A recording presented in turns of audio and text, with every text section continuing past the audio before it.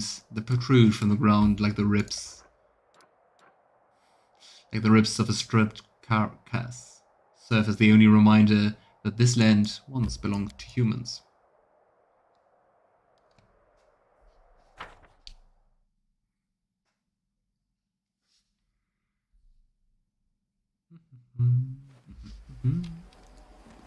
Just randomly visiting. Let's see what we can do.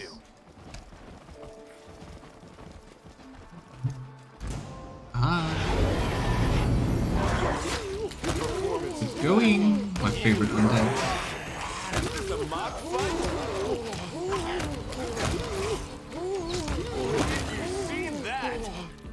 Seem to have some breathing troubles. Send into the well. Let's do that. What's hiding down there? Where are you? Here we go. Nothing here. Oh great, slabs with symbols. Wee.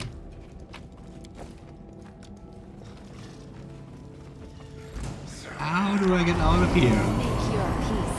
I shouldn't have come here.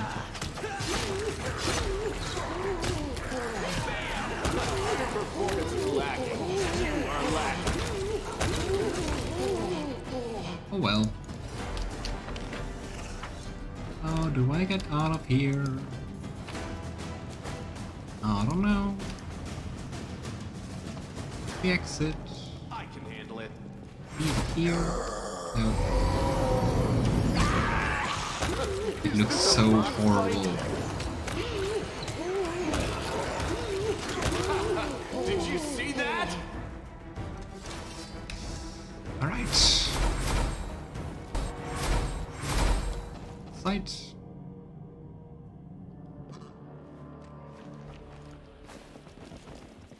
Okay, this was a waste of time.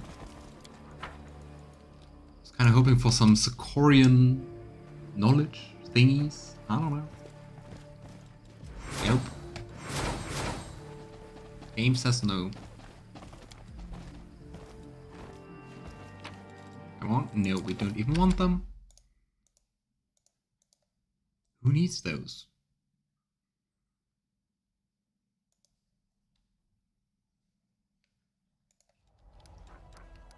Okay, we tried. And we're fatigued. Let's be resting.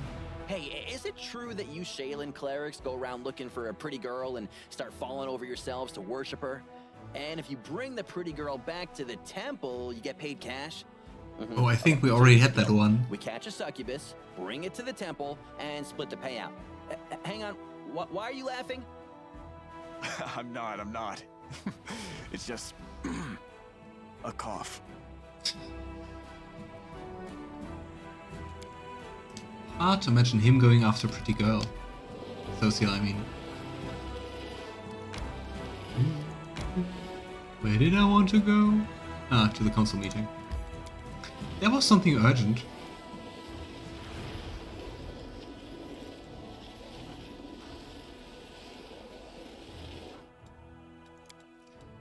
The rest.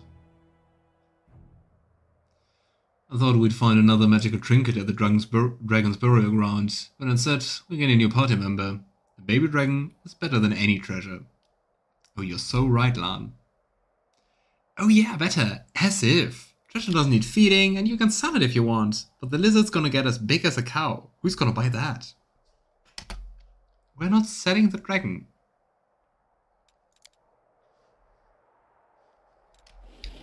Here we go. Citadel.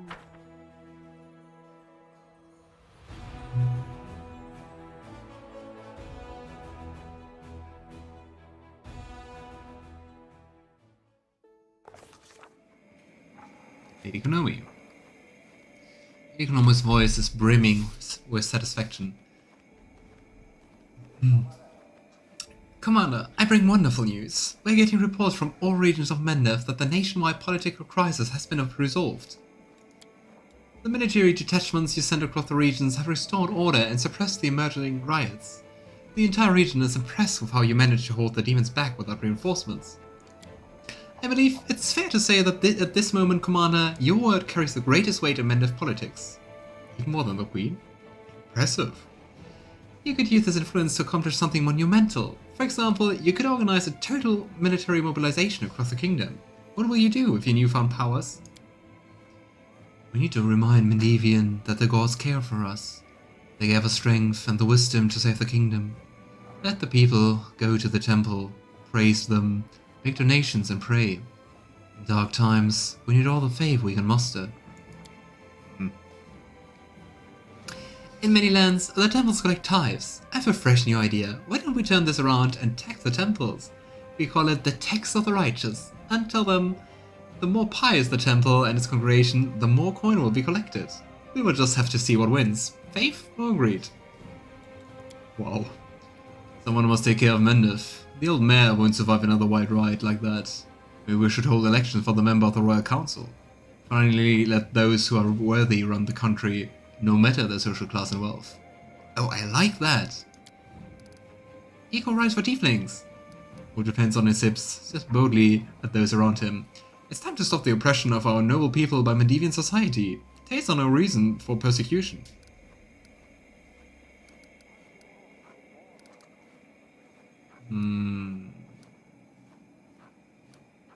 It's very hard to decide between those two.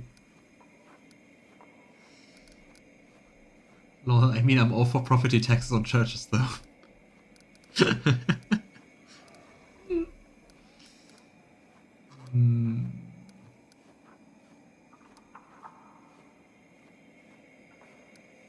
Now, I think fighting the tiefling racism is the most important one.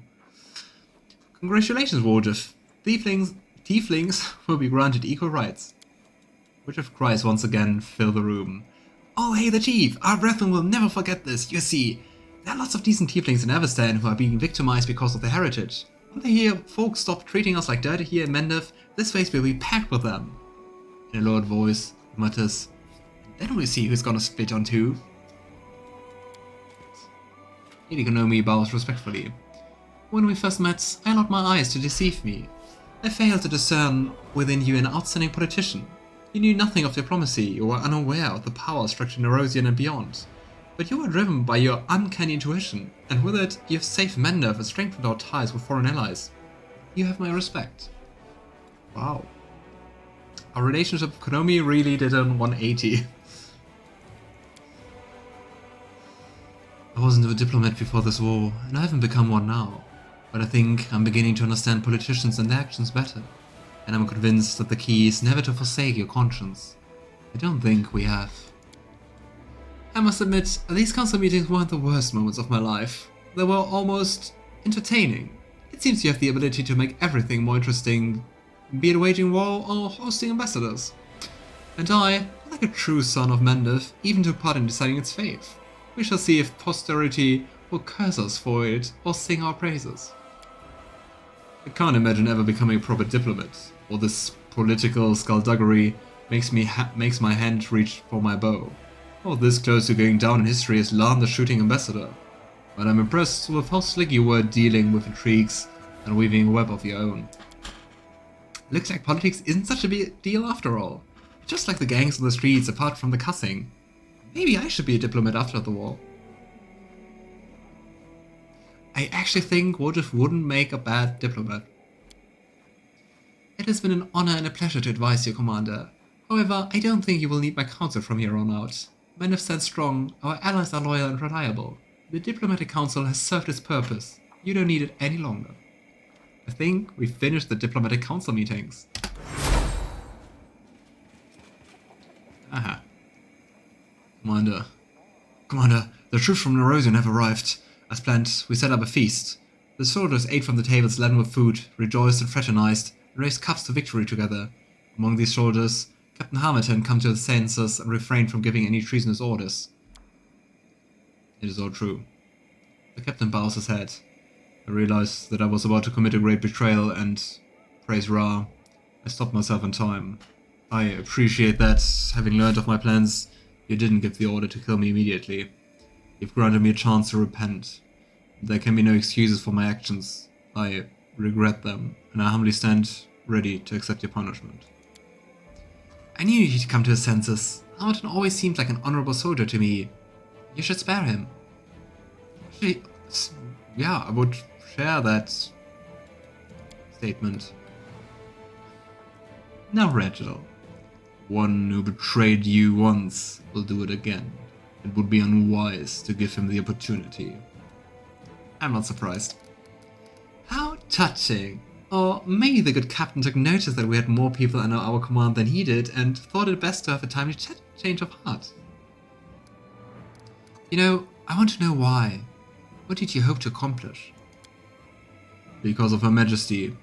I admit, I've always believed that she's the only one who is fit to lead the Crusade. Your appointment angered me, because I wasn't having the cause, only her.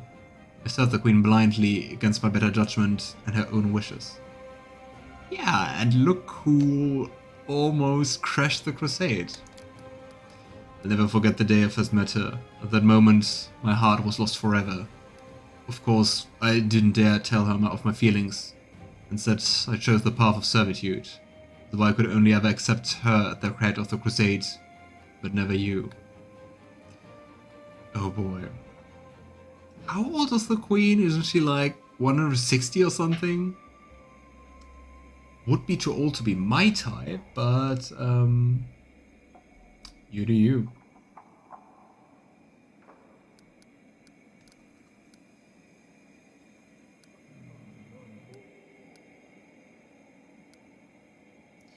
I forgive you and believe that your repentance is sincere. Now serve me like you should have from the start. By Ra's name, I don't deserve your forgiveness and can be your advisor no longer. I must go to the front lines where I can redeem myself with blood. You have my thanks and my apologies. Okay. Age is just a number. Not beyond 100.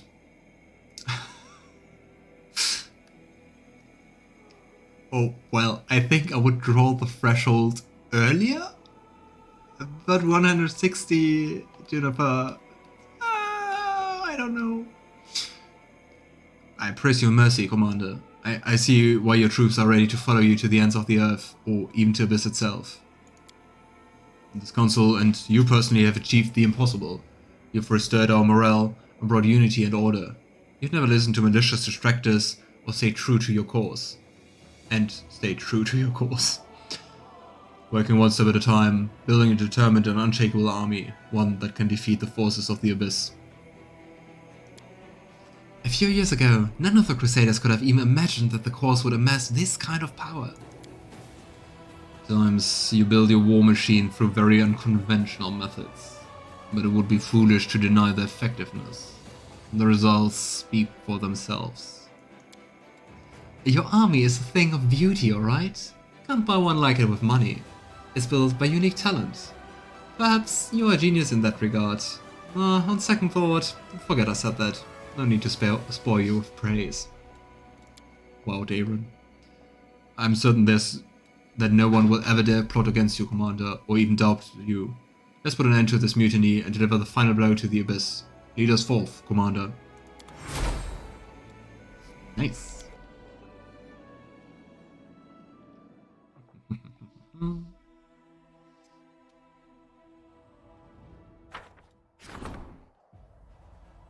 Right.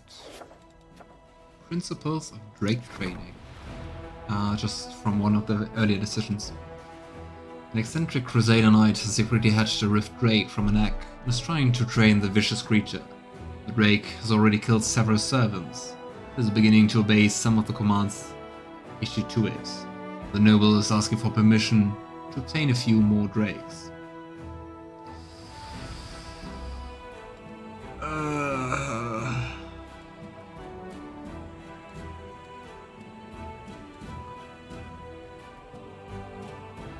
Nah, I don't want to risk the people. Logan convinces the knight to train something more peaceful. The noble has a remarkable talent for animal training. Regretfully, he abandoned his attempts to subdue the Rift Drake Switch to training charges.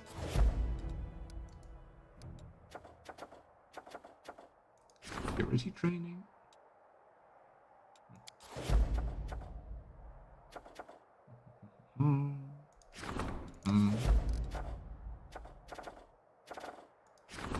Let's improve the morale.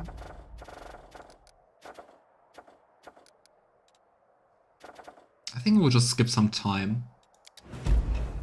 Ah, Tiefling rights. B.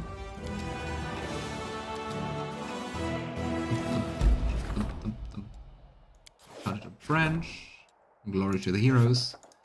Let's fight for some Tiefling rights. People of many nations treat Tieflings with hostility and suspicion because of their race. News that Mendef is willing to accept them as equal subjects with full rights will spark the interest of many Tieflings across Golarion. The magical power in their blood will be a boon to the Crusade.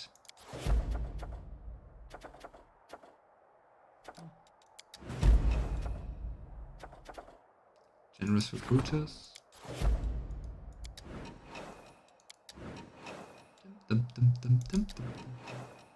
Ah, Tiefling rights. On training. Records of Pelura stargazers. The disconnected data on the world wound collected by the stargaze of Pelura will not be of any help if it's not studied in detail and properly organized. The calculations of Pelura stargazers have been studied.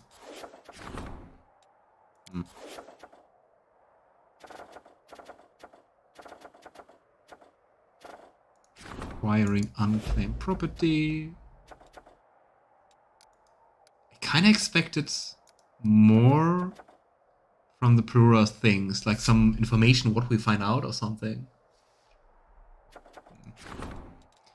There are two blades. Renowned artisan who forged enchanted weapons has come to the commanders bearing two gifts. One blade is old and rusty, the other radiates heavenly light and is incredibly sharp. The artisan is offering the commander the choice of whichever swords fits him. Why would I take the rusty sword?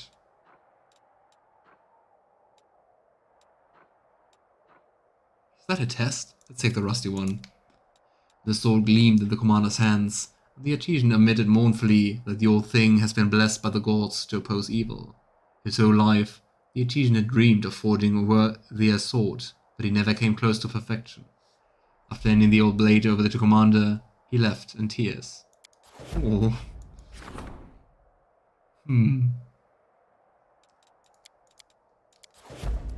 Alright.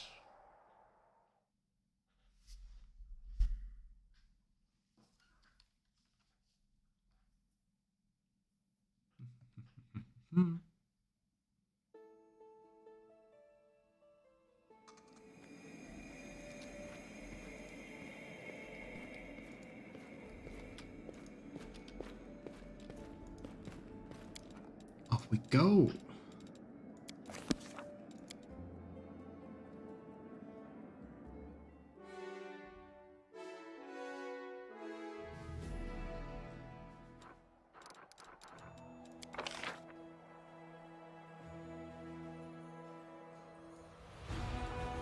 Final Veal sounds fun. Let's do the commanding quest first before continuing with the main story. There are 4 level 1. Anyway. Did see some demons. Here you are. Oh, there are 2. Whoa. Quite an army.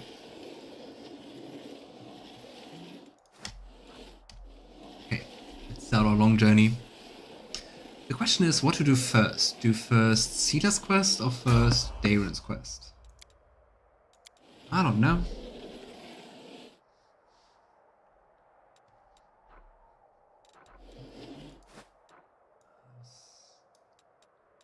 They're always spawning in different regions.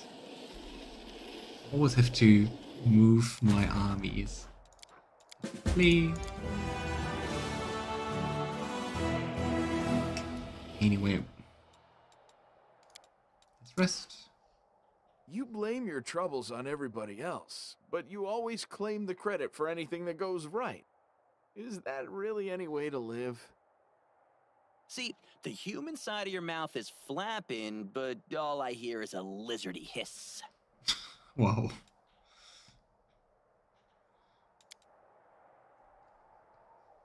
Daeran is my vote. Okay, then let's go for the trap for the other. And evade some enemies on the way there. Flee. Something was siege here, so let's move those. I wonder if the story already ends with is. Can't really gauge how much there's left to do. At least quest-wise, it feels like we're nearing the end, but maybe there will be more quests, new quests. I don't know. And so I'm trying to get away from the guard, and I come across this door. So I run in, and inside are all the tieflings. They're all pointing at me and falling about laughing. So I look down, and I've got no pants on. Well, do you still think mortal dreams are wondrous, magical things? How could I not? Without even being aware of it, you created an entire story that reflected your fears. You built a whole world that prompted you to wake up when it faded away. Aww. Only mortals are capable of such magic. Aww. I mean, the no pants dream seems to be like the common dream, right? Like something lots of people have. I never had any dream like that. Did you?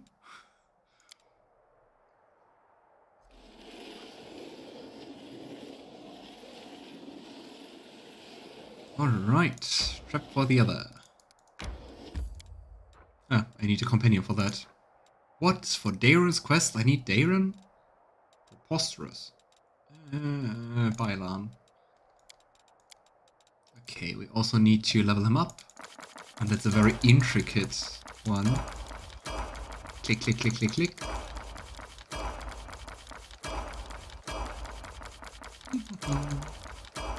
Yeah, it takes much thought and so many decisions and really good planning. Oh, I'm done.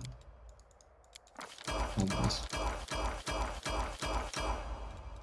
See? Not that hard.